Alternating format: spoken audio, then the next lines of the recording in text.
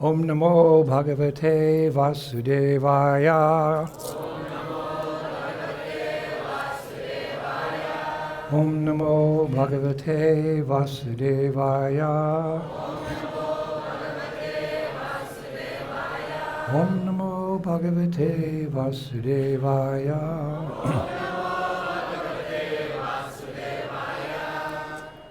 So this morning I would like to, I think it would be most appropriate and relevant and most auspicious to first hear from Srila Prabhupada about this auspicious month of Kartik, which has brought all of you illustrious Vaishnavas and Vaishnavis here today. I'd like to quote Srila Prabhupada's summary about this month of Kartik in Krishna book, chapter 29. Prabhupada writes, the appearance of the moon increased Krishna's desire to dance with the gopis. The forests were filled with fragrant flowers. The atmosphere was cooling and festive. When Lord Krishna began to blow his flute, the gopis all over Vrindavan became enchanted. Their attraction to the vibration of the flute increased 1,000 times due to the rising full moon. Tonight there'll be a rising full moon, first day of Kartik. The red horizon, the calm and cool atmosphere, and the blossoming flowers made all the gopis very happy and much attracted to Krishna's beauty.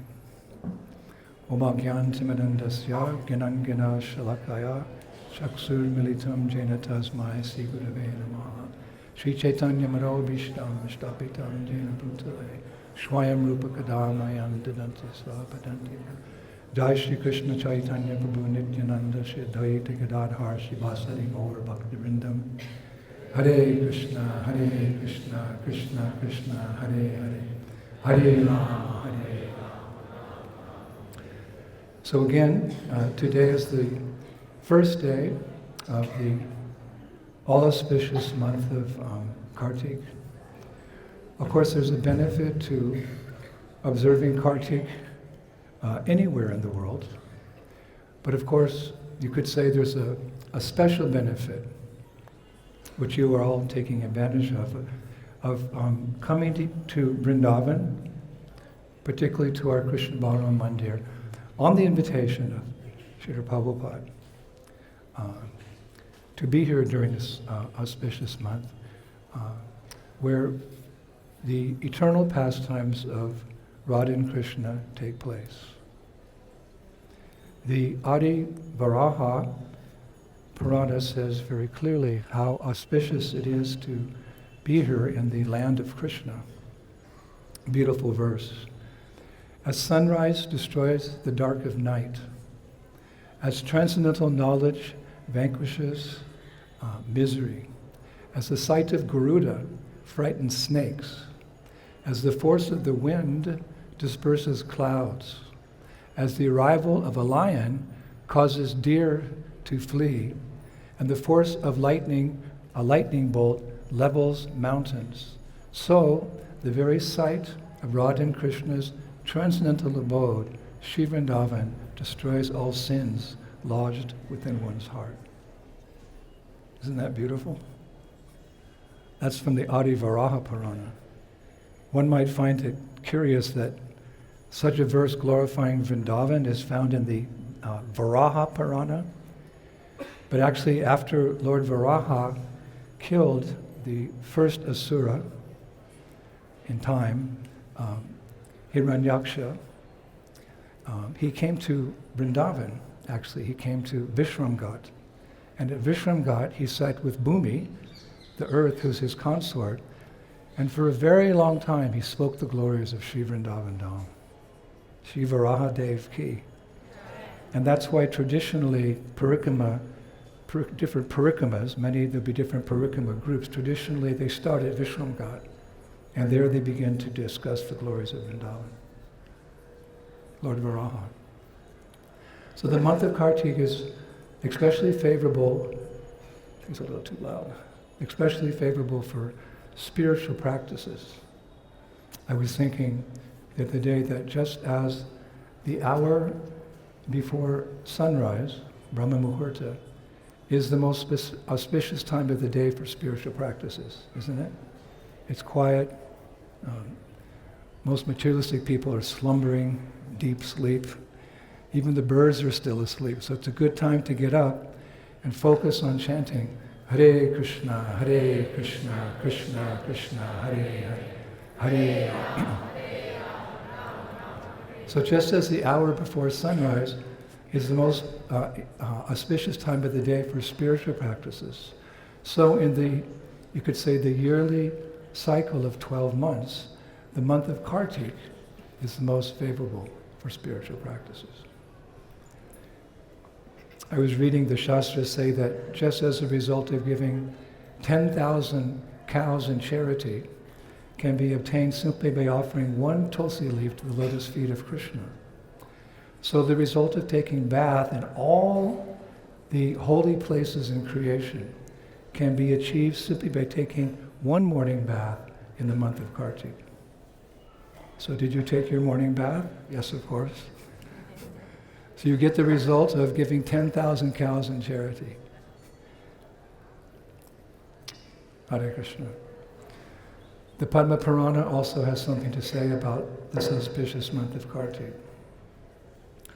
The Lord may offer liberation or even material happiness to a devotee, but once one has rendered devotional service in Vrindavan, particularly in the month of Kartik, such a devotee ends up hankering for what?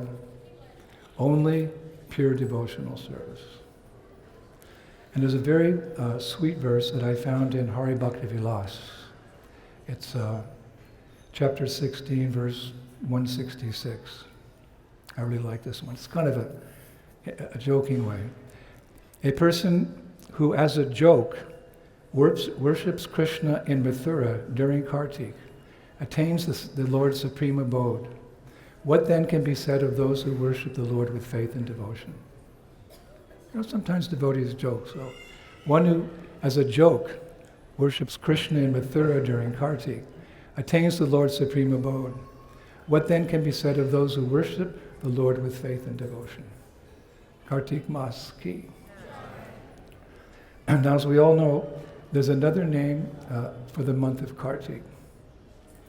We switch back and forth. It's called the month of Damodar. Sometimes they say, I'm going to Vrindavan for Kartik. Sometimes they say, I'm going to Vrindavan for the month of Damodar. So let's analyze this word or this name, Damodar, because we often say it, we should know what we're saying. The month is called Damodar for two reasons. One is that every month in our Vaishnava calendar has a worshipable deity. Maybe you didn't know this, but every month has a worshipable deity. For example, during the first month of the year, the worshipable deity is Keshava. So you would refer to that month as the month of Keshava. And the next month, second month, is the worshipable deity is Narayana. So when you refer to that month, I'm going to Vrindavan in the month of Narayan, we like to say like that. So the last month of the year, the worshipable deity of this month is Damodar. The worshipable deity is Damodar. So therefore we say month of Damodar, not the month of Keshava or Narayan, but the month of Damodar. Now the second reason, which most devotees know, that this month is called Damodar is because of the famous pastime of Mother Yasoda tying baby Krishna to the grinding mortar with a rope during this month. This pastime took place during this month. In Sanskrit, a rope is called dhamma, and a belly is called udara. So one with a rope, dhamma, around his belly, udara, he's Damodar. So because of the pastime of Mother Yasoda binding Krishna with this rope, it took place during this month, the month of Damodar. So during this month of Damodar, it is said that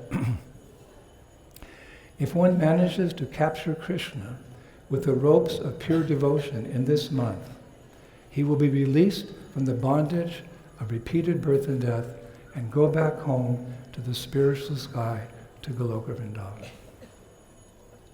Such a powerful month, and you've all taken full advantage by coming here. So this is the month that Krishna got bound up with the rope, really the rope of Mother Yasoda's love. But there's another time that Krishna got bound up in this month. By who? By Srimati Radharani. She bound Krishna with a rope, or literally, let me say, a golden belt. In Krishnadas Kaviraj Goswami's commentary on Srila Bivamangal Thakur's Krishna Karnamrita, verse 110, Krishnadas Kaviraj Goswami says, or he reveals to us, he writes, having missed a rendezvous with Srimati Radhika, Krishna was passionately frowned upon by her and was subsequently bound up by her golden belt. He then proceeded to offer an explanation that his delay was due to the great festival of Kartik this month that was being celebrated by his mother. I meditate on him who thus became known as Damodar, who, in this bound condition, offered many excellent words of flattery with goosebumps on his body. Srila Krishnadas Kaviraj Goswami Ki. So, actually, during this month, we glorify Lord Damodar, and we also glorify his beloved Srimati Radharani, as described by the great sage Satyavrata Muni in his Damodarashtakam. It's very clear. O Lord, the entire universe was created by Lord Brahma, who was born from your abdomen, which was bound with a rope by Mother Yasoda. To this rope, I offer my humble obeisances. I offer my obeisances to your most beloved Srimati Radharani and to your unlimited pastimes. So we worship both Lord Damodar and we worship Sri Radhika also. In Stavamala, written by Sri Rupa Goswami Prabhupada, he actually describes Vrindavaneshwari Srimati Radharani as Kartika Devi. It means that, especially for Gaudiya Vaishnavas, she's the goddess of Kartik. And in his Radhika Ashtutara Shata Nam Stotram, Shri Raghunath Das Goswami, he writes, Radharani is Damodar's unrivaled beloved, who bestows auspiciousness during the month of Kartik. I'll recite that again. Hare Krishna.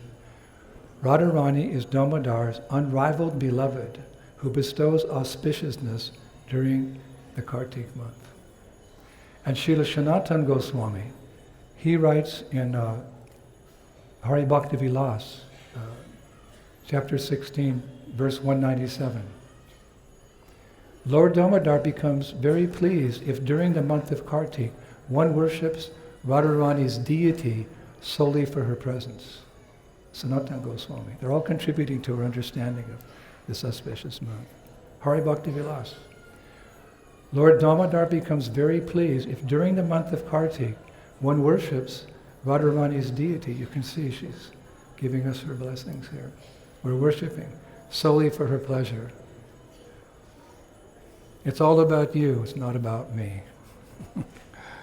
As such, whatever spiritual practices are sincerely performed during this month, they're all blessed by Radharani.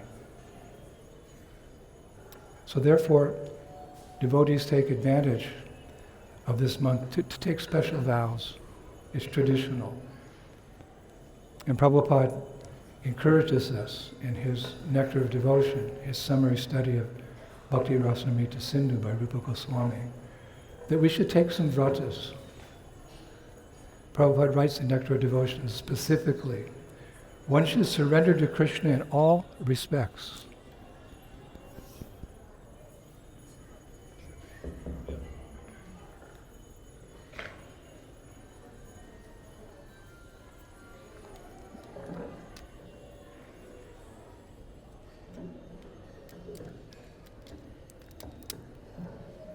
It's really bad sound system, right?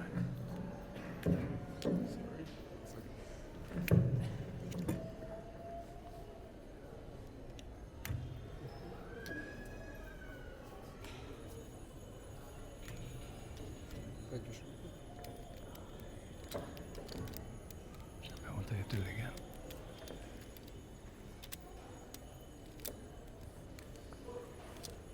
Hare Krishna. So Nectar Devotion Prabhupada writes, one should surrender to Krishna in all respects, and one should observe particular vows during the auspicious month of Kartik. He should take vratas during Kartik. So what vratas do we take to obtain Damodar's mercy, to obtain Sri Radha's mercy? Some devotees, it's too loud. How's our sound man? Some devotees, Hare Krishna. Where's the temple president? Where's the temple commander? Some devotees, they take a vow to chant more japa. Who's taken a vow to chant more japa? Okay. Some devotees take a vow to read more of Srila Prabhupada's books. Okay. Some devotees take a vow to sleep less. Jeez. Some devotees take a vow not to read or to listen or go on to the internet to hear mundane news. Okay, thank you. Now, because the Brahma Vaivarta Purana, Prakriti Kanda, 34th chapter, verses 90 and 91, states that on the first day, remember this is the first day, on the first day of the month of Kartik, during the full moon, there'll be a full moon tonight, Radha, the beloved of Lord Krishna, must be adored. This is not, you can do it, you can't do it. This is, you have to do this. On the first day of the month of Kartik, during the full moon, Radha, the beloved of Krishna, must be adored. Brahma Vaivarta Purana. I thought it would be best if we could adore her today, as we're being instructed, and discuss a very special event that Radha and Krishna and their gopis celebrated on this auspicious day, the first day of Kartik, 5,000 years ago. What is it called? The Sharadiya Rasa Leela. That we alluded to, or Prabhupada alluded to in the opening verse this morning, chapter 29 of the Krishna book, how Krishna is playing his flute in the forest, calling all the gopis. It's today. Many things happening today. Vrindavan is full of a variety of activities. So as we all know, this Rasa Leela, it's the topmost of Krishna's pastimes. The Bhakti Rasamrita Sindhu 209 quotes the Brihad Vamana Purana, where Krishna himself states how important is this Rasa Leela to him, topmost pastime.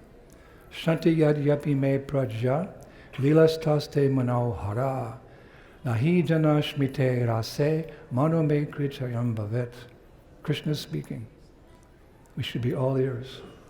I enjoy many pastimes, and all of them are enchanting. But Rasa Leela is so powerful that as soon as I think about it, I cannot explain what happens to my heart. Rasa Leela. So of course we all know that Rasa Leela is very, very deep. But Prabhupada has kindly given us a summary of the 10th canto in which he explains the Rasa Leela. Many pages actually, it's a summary, but Prabhupada has explained it to us. Ultimately, of course, it's relished mostly by Rasik devotees. The Sanskrit meaning of Rasik is a connoisseur of Bhakti Rasa. At the same time, however, hearing about Rasa Leela is not forbidden for aspiring devotees, for sadhakas, if they hear the pastime from an authorized spiritual authority. I often say, we know who we are and we know where we're going. It's the beauty of our culture. With all due respect to our brothers and sisters in other religious traditions, if you ask them who is God, they'll say he's God. Do you have any more information? He's up there. Anything more? Well, if I'm bad, I'll go down, and if I'm good, I'll go up. Anything more? I mean, just speaking respectfully. Because anyone who takes to a spiritual tradition is our brother and sister. They're turning their backs on the material energy and wanting to go home to the spiritual world. But how can you love someone you know nothing about? Why have you chosen someone as your husband, someone as your wife, someone as your friend, your compatriot? Because the way their demeanor, what interests them, the way they walk, the way they talk, the way they joke, the foods they like, the details. Love is in the details. So we have all the details. Of course, God's unlimited, but we have enough details about Krishna from Srila Prabhupada and our acharyas that we can fall in love with Krishna. You can read Srimad Bhagavatam 1,000 times and not capture everything. Grantara Srimad Bhagavatam. So this is our good fortune. And we know what is the ultimate place, Gloka. We know who the ultimate people who live there, Radha Krishna, Krishna Balaram, and we know of their activities. And if we hear about them from authorized sources, gradually, we can fall in love with Krishna. So we know there's a Rasa Leela. And we can hear about that Rasa Leela. It's also interesting, Srimad Bhagavatam's own statement about hearing and chanting Rasa Leela, how it's beneficial for a sadhaka. Srimad Bhagavatam 10:33-39. Very important verse. Bhagavatam, anyone who faithfully hears or describes the Lord's playful affairs with the young gopis of Vrindavan will attain the Lord's pure devotional service. Thus he will quickly become sober. Hare Krishna. Thus he will quickly become sober and what? Conquer lust, the disease of the heart. And Chaitanya Charitamrita, Antilila 5, chapter 5, verses 45-47 says the same thing. It's just like double whammy. When one hears or describes with great faith the pastimes of Lord Krishna, such as his rasa dance with the gopis, the disease of lusty desires in his heart and the agitation caused by the three modes of material nature are immediately nullified, and he becomes sober and silent. Silent from what? Mundane gossip. And just focuses on Hare Krishna, Hare Krishna, Krishna. And if more evidence is needed that we can hear in doses from authorities, Srila Prabhupada quotes his own spiritual master, Srila Bhakti Siddhanta Saraswati, Srila Prabhupada, in a purport to that same verse that I quoted, Chaitanya Charitamrita. Prabhupada says there, Srila Bhakti Siddhanta Saraswati Thakur comments in this connection. Any person seriously inclined to hear about the pastimes of Krishna's rasa dance, as mentioned in Srimad Bhagavatam, with great faith and a inspired mind, he's immediately freed from the natural lusty desires found within the heart of the materialistic man.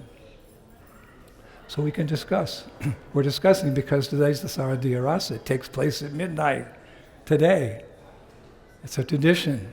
We observe it. Now it's important to mention that there are different kinds of rasa dances.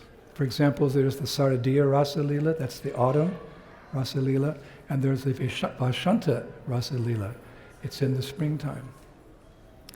Actually, every Rasa Leela takes place on a full moon night, but I discovered only the Saradiya and Vashanta Rasas have been recorded in scripture. And this Sharadiya Rasa is described in the Srimad Bhagavatam, and the Vaishnanta Rasa Leela is described in Gita Govinda. Now in the Saradiya Rasa dance, which we'll be celebrating tonight, Krishna leaves the Rasa dance with his most beloved Srimati Radharani. And the Sarata Dharshini commentary by Vishwanath Chakravarti Thakur, in his commentary on 1031, he explains that this particular Rasa Leela, because they're all kind of different, it takes place in 5 phases. 1, the gopis' madness in separation from Krishna. They're inquiring from trees and deer, where has he gone? And Krishna's enjoyment in his abandoning Sri Radha, he does it for a purpose, we'll hear. And then the gopis realizing the superiority of Radharani's love for Krishna. It's very important Rasa Leela. So to begin with, it's explained by Vishwanath Chakravarti Thakur that the pain the gopis felt after Krishna's departure drove them to what is called pramada. The dance is going on, you know, the gopis and Krishna, they're all dancing, it's very sweet. Krishna's gone. He left. He left with Radha, but they're all, where is Krishna? So the pain they felt, we can't even imagine. This vipralamba bhav. We get an idea by Mahaprabhu's mercy and his Shikshastakam prayers. A theoretical idea.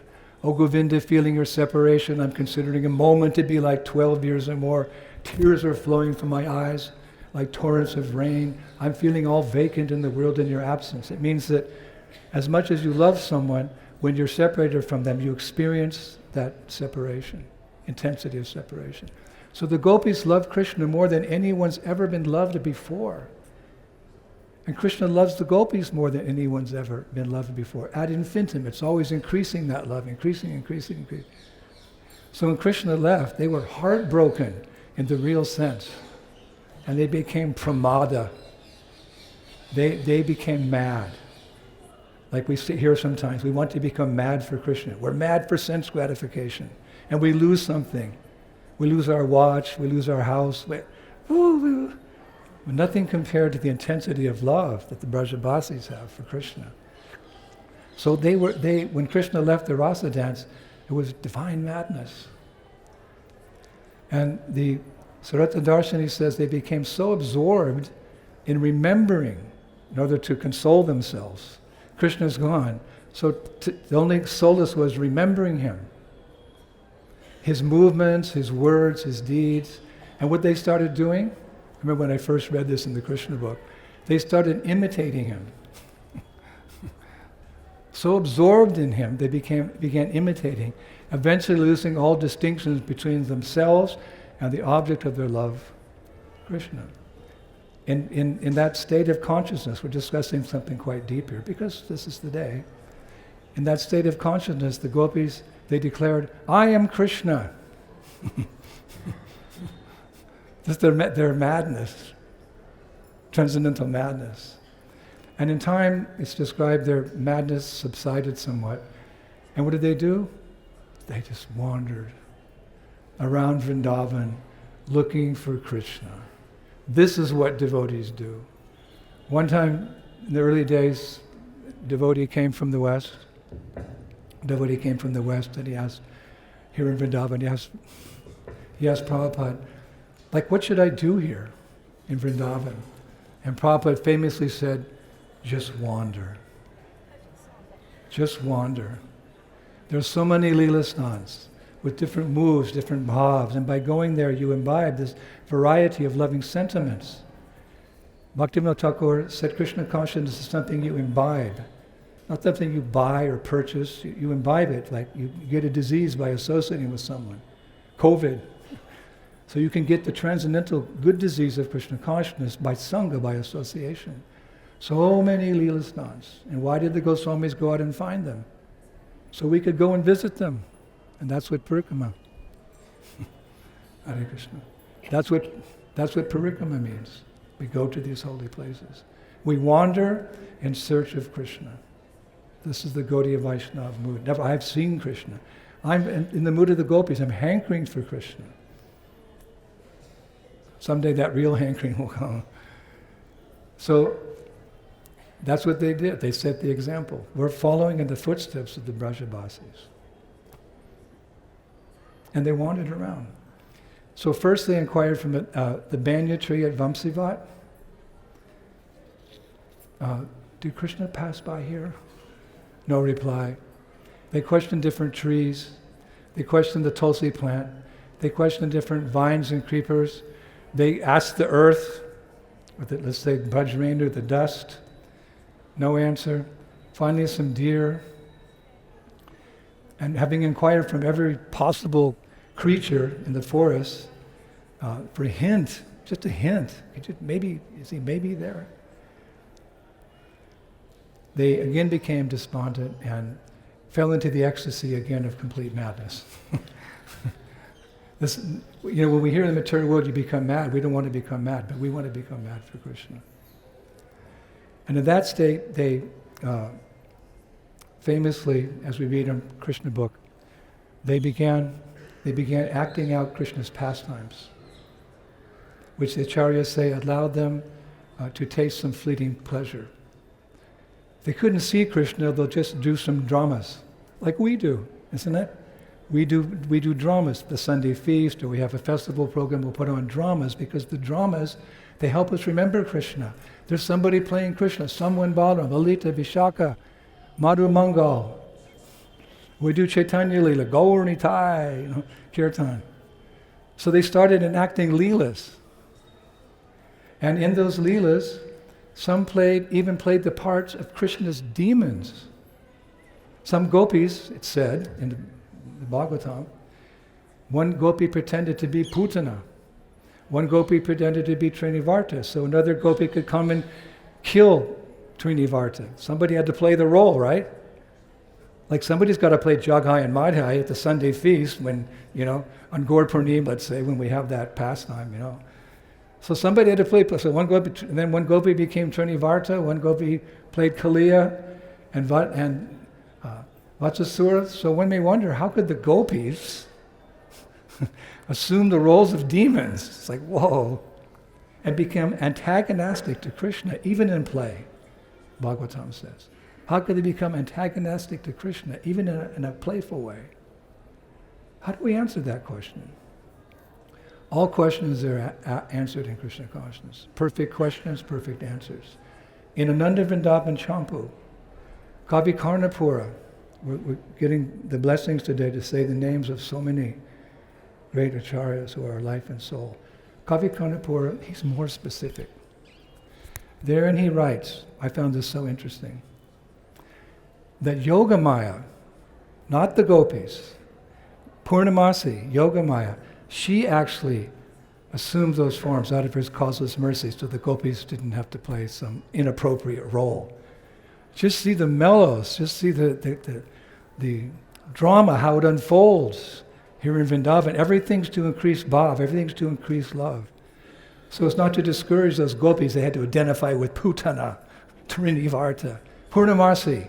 She assumed those roles, not the gopis. So what did the gopis do after that? Or actually after observing that? They began, it's described by Kavi Karnapura, they began to enact less ferocious pastimes. Less ferocious pastimes. Like, pretending pretending to be Krishna by playing the flute, playing games with Madhu Mangal, devouring a forest fire, being bound by his mother. One gopi played little Krishna, one played Yashoda. These are less ferocious pastimes. And one gopi pretended to lift her over downhill. All what? So they wouldn't forget Krishna. You remember his pastimes, which are non-different from him. You can't forget him.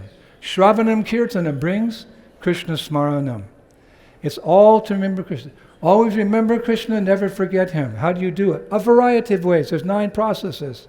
Shravanam, Kirtanam, Vishnu, Smarnam, Padasevanam, Archanam, Bandham, Dasyam, Sakyam, Atmanivedanam.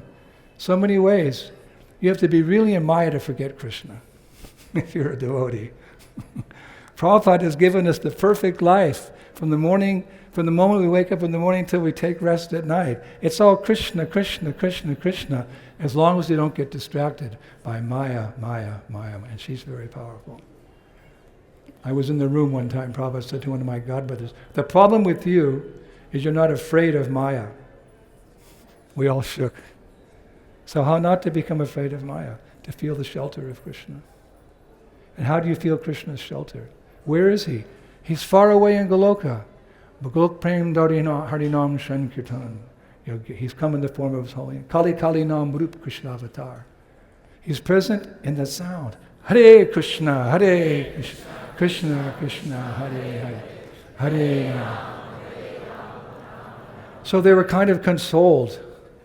Actually, I just want to tell you, I've been given 30 extra minutes. If you're hungry, I'm sorry.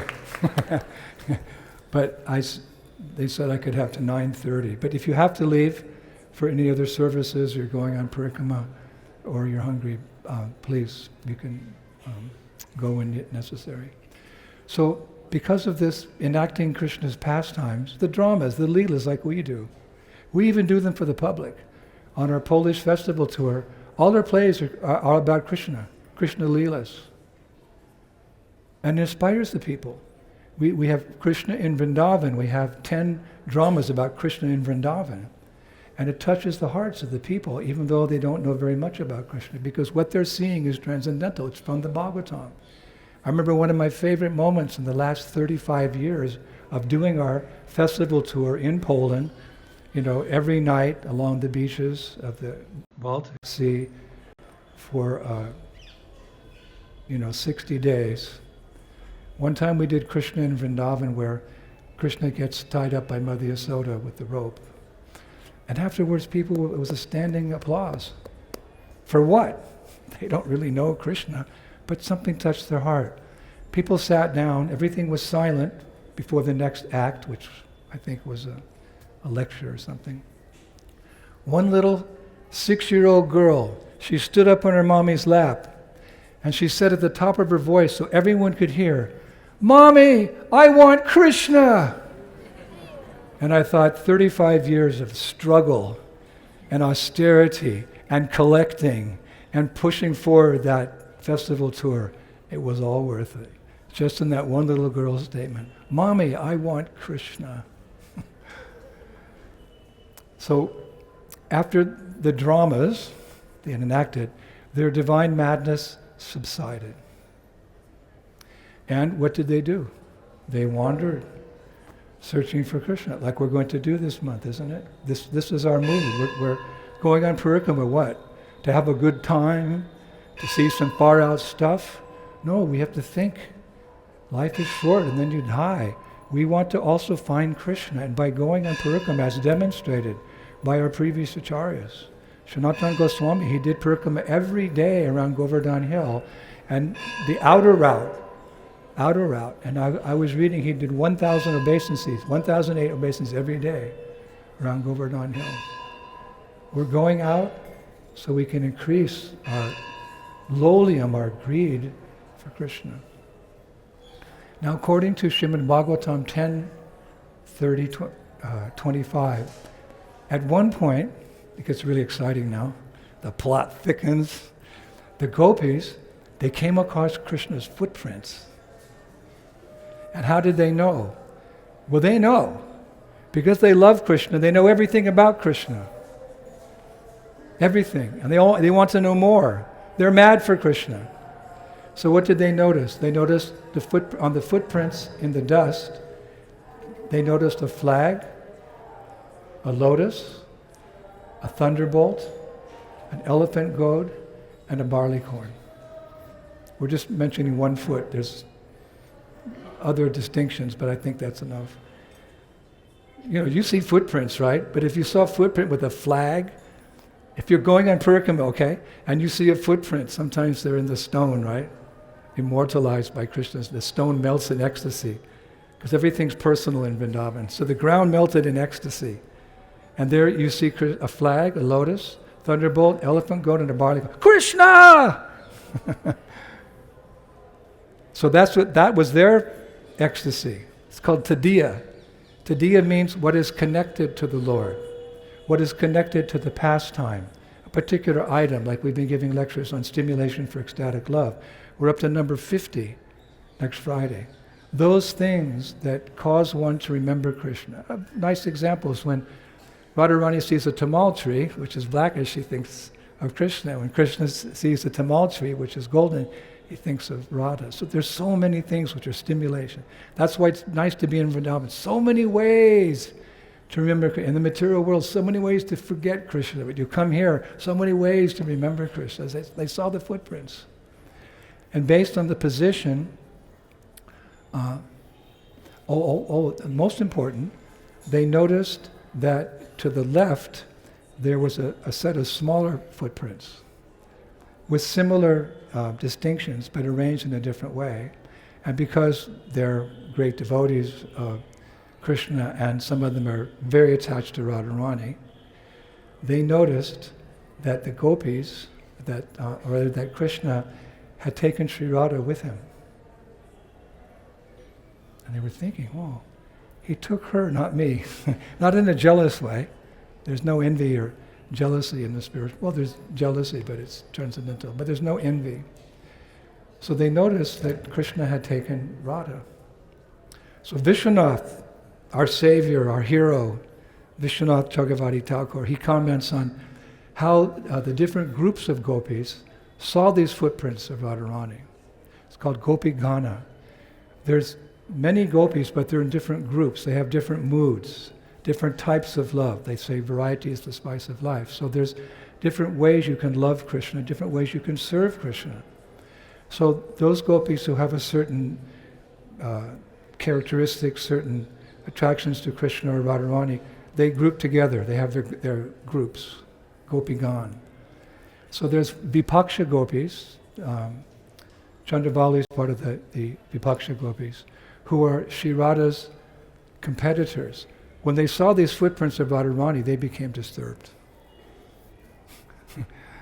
Chandravali is, Radharani's rival. They're competitors in loving Krishna. Sometimes Krishna's with Chandravali, sometimes with Radharani. He prefers Radharani, but Chandravali is also gopi, so he's sometimes there.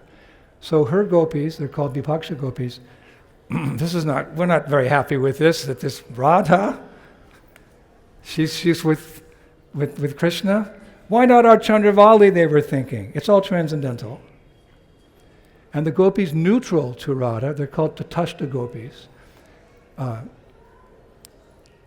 They didn't pay much attention to the fact that Radharani was with Krishna. They're attracted to Krishna. So, okay, but what about those footprints, Krishna's footprints? They're most important, Tatashta gopis. And the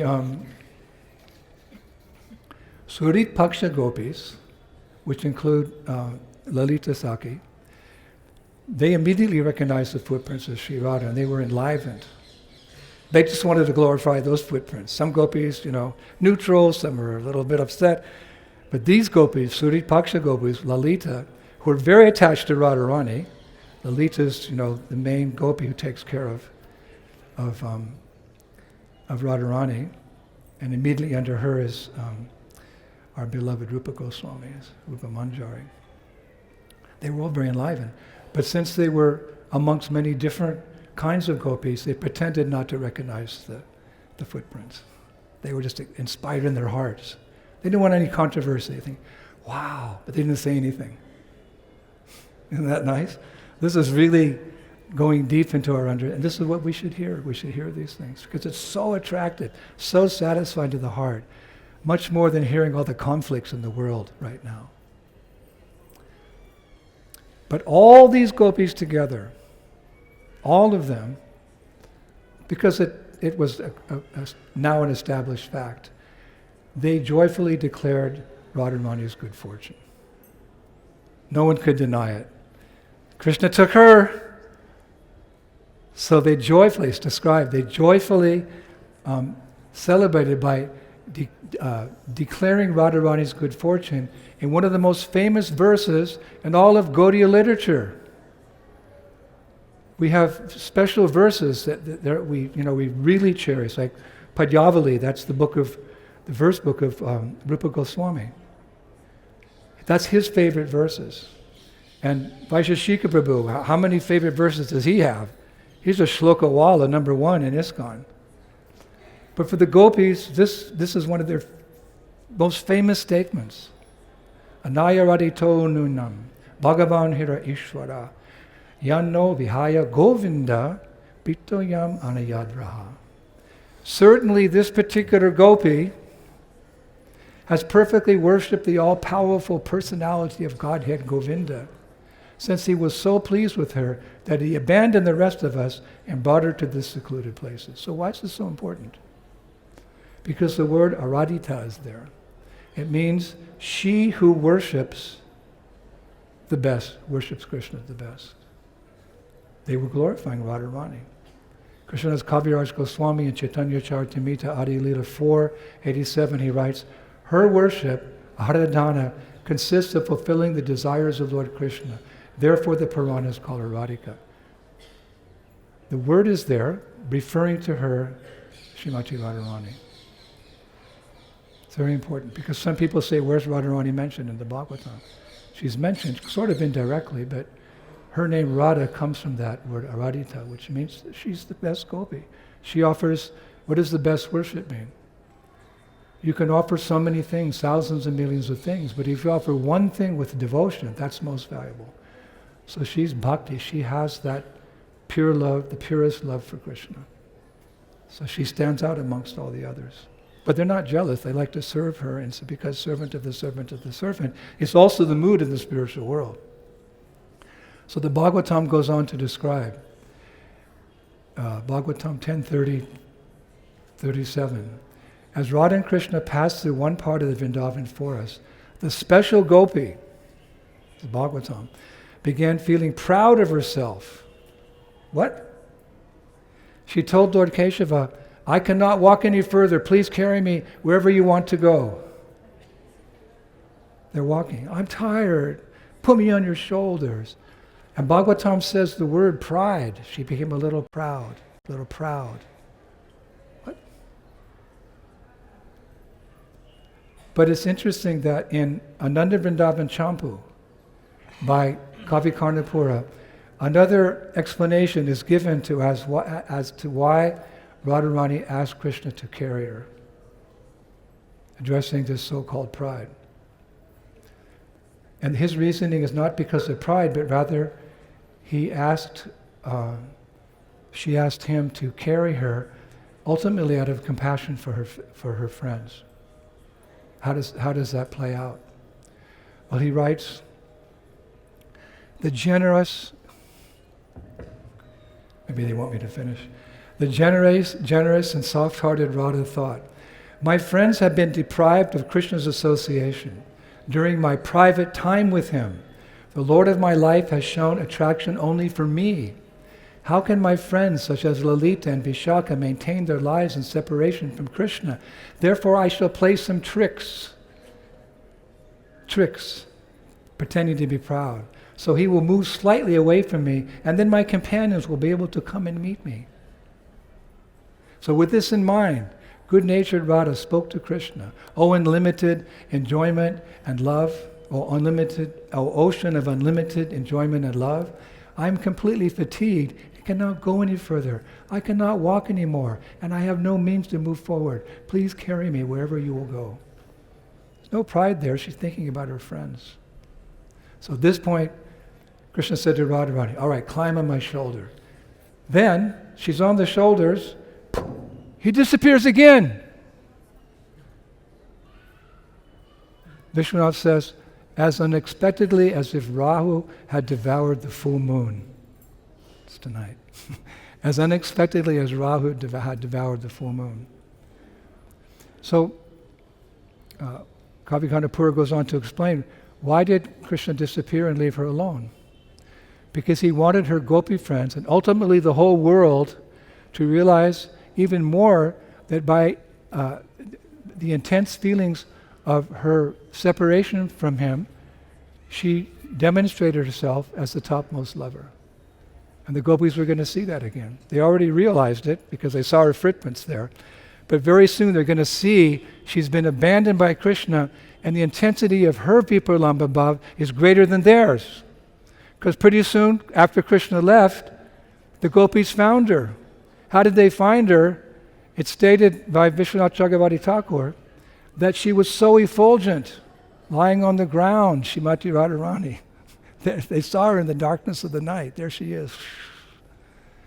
And when they came, she was crying out, Hanata Ramana Preshta, Vasi Vasi Mahabhuj, Dasyaste Kripanaya Me, Saki Darsaya Sanidhim. O possessor of my life, O Krishna, O lover, my dearest one, where are you? Where are you, O mighty armed one? O my friend, I am your most fallen servant. Quickly come to me and give me your darshan. So the gopis are looking, this girl, look at her, the intensity of her love. Mahabhav. Only 3 persons have this Mahabhav for Krishna. We worship them with all our hearts and souls. Vrindavaneshwari, Shrimati Radharani. Madhavinda Puri, who introduced the concept of Braj Bhakti to this world before the appearance of Lord Chaitanya, and Chaitanya Mahaprabhu. They have the Mahabhav. How do we know? The gopis knew because, well, they saw her footprints and thought she must be special, a special gopi, number one. Number two, when they came across her abandoned by Krishna's plan, he wanted to install her as number one. They were just amazed. They stood there. So feeling great sympathy for her, they tried to revive her and comfort her. And this is very significant because we know there was some rivalry between the gopis in a transcendental way. It helps increase everyone's attachment to Krishna. Rivalry between, say, Sri Radha and Chandravali. But the beauty of spiritual relationships is seen that all of them at the same time tried to comfort her. They all came together with one cause, to revive Radha. And I read one Acharya, he wrote very beautifully, in the mutual pain of separation from Krishna, even competitors' feelings of rivalry transform into mutual affection. Prabhupada paraphrased that. Your love for me will be demonstrated by how you cooperate. We're different. We're not, that's the beauty. Culturally many, spiritually one. We come from so many countries, so many varieties of skin color here, language. We're culturally different, but we're spiritually one. So Prabhupada said that on the spiritual platform, we can all cooperate. International Society for Krishna Consciousness, we can all cooperate. He paraphrased this what this Acharya said. In the mutual pain of separation from Krishna, even competitors' feelings of rivalry transform into mutual affection. So we have to get to the stage where also feeling separation from Krishna, then there'll be full cooperation in ISKCON. So Vishwanath Chakravarti Thakur, he quotes an unknown author in his Sarata Darshani 10:30-40. Atta evahi visleshne snehas tasam pakashate. Separation from a mutual beloved awakens the spontaneous display of heartfelt affection in lovers. So at this point, despite all their efforts, they couldn't revive Radha. And her condition put them in such distress that some of them started fainting. You've got Radharani fainting, and now one by one the gopis are fainting, seeing her in such distress. How did they wake up? How did they come up? And it's described that the fragrance of Krishna still lingering on the gopis' body, because they were dancing, right, with Krishna? And Krishna has a beautiful fragrance. His body is very fragrant.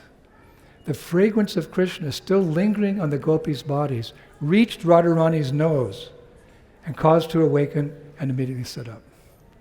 Another stimulus for ecstatic love, the fragrance of Krishna's body.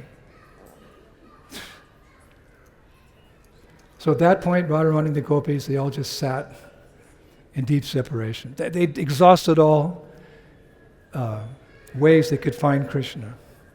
This is just to increase their devotion for Krishna.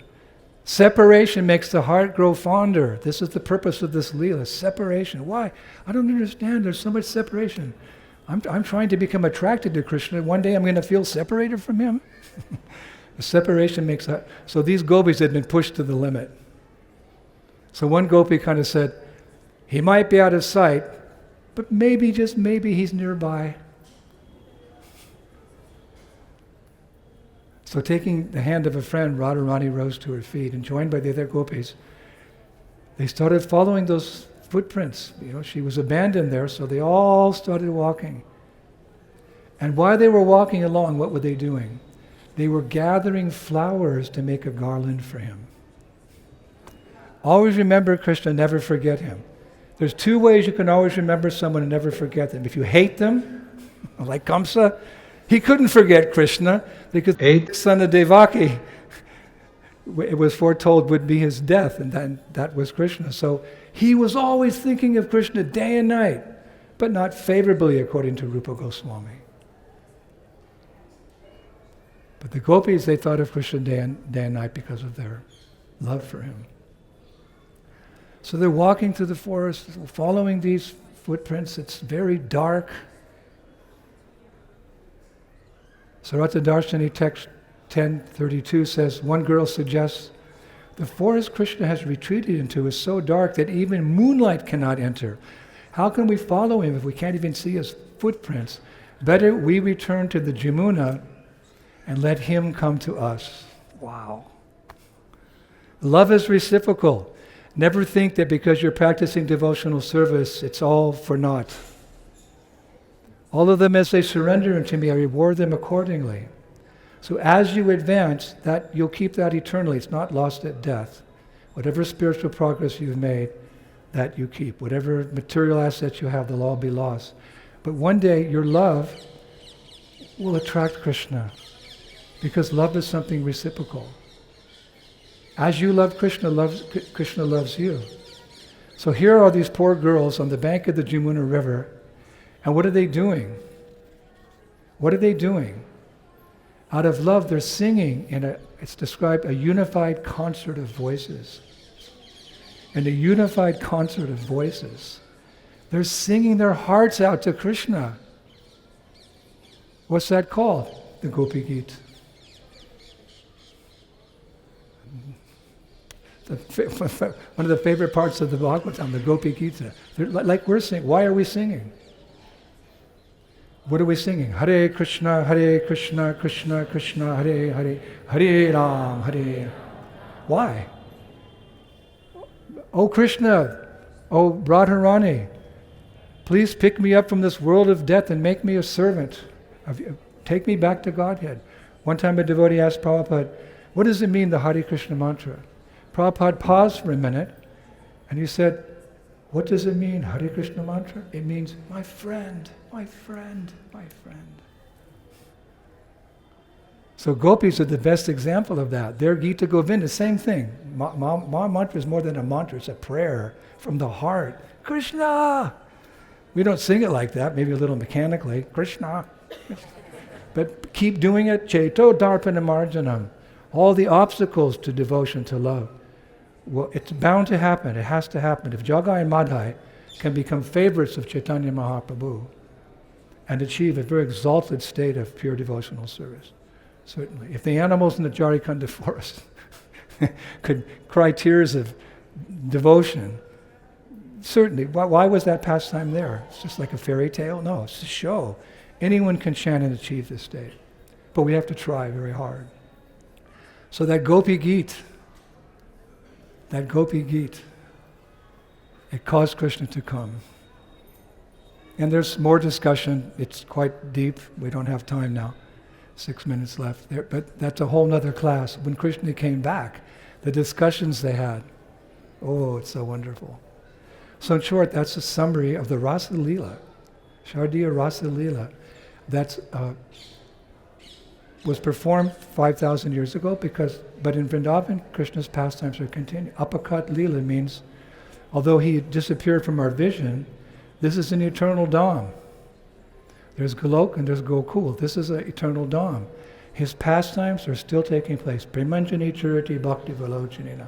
For those who have the eyes to see, the pastimes are still going on. So tonight, on the full moon, the Rasa Leela is going to take place. So traditionally on this day, devotees cook a big pot of sweet rice and they put it on the roof. For Radhasham Sundar, the pujaris, they're going to cook and put it on the roof. So Radha and Krishna and the gopis, they can enjoy. They've been separated. Krishna left with Radha. He wanted to demonstrate this topmost gopi and her love, the beauty of bhakti, the beauty of love. He wanted to demonstrate. Then they came back together and they had the rasa. They continued. Hari Hari Bo! And that's tonight. We celebrate. So that'll be offered tonight, and if we're extremely fortunate, maybe we'll get a little bit of that sweet rice tomorrow morning. Wow, that's Mahaprasadam. Rasa Leela, Mahaprasadiya, Rasa Leela Prasadam. But one note before we finish, as many of you know, some devotees have expressed concern to me. Tonight, there's a very inauspicious lunar eclipse. Full moon! Lunar eclipse. Oh my God, OMG, a lunar eclipse. The time between the solar eclipse was just a few weeks ago, and now this lunar eclipse. It's a very inauspicious time. You can see a lot of controversy has come out, and new wars have started during this period. So this very, very inauspicious. But we should not be afraid, because tonight, what will we be doing? We'll be worshiping her, who is the source of all auspiciousness. An eclipse is inauspicious, but if you worship her, Vrindavaneshwari, who is the source of all auspiciousness, we say in Russian, "Niet problem, niet problem, niet problem." There's no problem. Radha Kripa Kataksha Stavaraj. I'll conclude with this verse. It describes how Radharani's beauty eclipses millions of autumn moons, but in an auspicious way. O goddess, whose form is as splendid as champak flowers, gold and lightning. O goddess, whose face eclipses millions of autumn moons. O goddess, whose face eclipses millions of autumn moons in an auspicious way. O goddess, whose eyes are very beautiful, restless like young chikora birds. When will you cast your merciful sidelong glance upon me? Shri Shri Radha Shama Sundar ki, Krishna Balaram ki, Shri Shri Gauranitai ki, Srila Prabhupada ki, Shri Vrindavan Dham ki, Kartik Masa ki, Lord Damodar ki, Yashodamai ki, Vrindavaneshwari Shrimati Radharani ki, Itai Gaur Premanandi. Jai Jai Sri Radhe, Jai Jai Sri Radhe, Jai Jai Sri Radhe. Sham. Hare Krishna, thank you.